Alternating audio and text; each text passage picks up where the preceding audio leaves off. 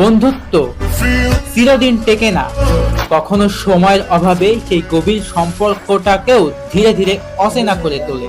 এক সময় যাদেরকে ছাড়া একটা দিনও কল্পনা করা যেত না, আজ তাদের খোঁজ না নিয়েই দিন কেটে যায়। আমার কোনো বন্ধু ছিল না, যারা ছিল সবাই ছিল পথ চলার সঙ্গী।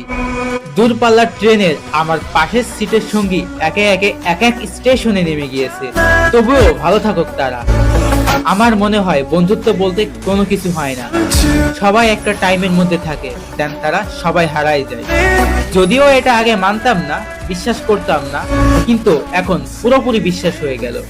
ফ্রেন্ডশিপ নিয়ে গর্ব করতে নেই, সময়ের ব্যবধানে একদিন তারা থাকবে না, অনেকটাই দূরে চলে যাবে। এতটাই দূরে চলে যাবে যে আপনাকে ছাড়া তাদের অনেক সহজেই দিন কেটে যাবে। অনেক মানুষের ভিড়ে আমি একটা মানুষই চেয়েছি, হোক সেটা বন্ধুত্ব কিংবা ভালোবাসার মানুষ। দিন শেষে আমি কোনোটাই পাই নাই।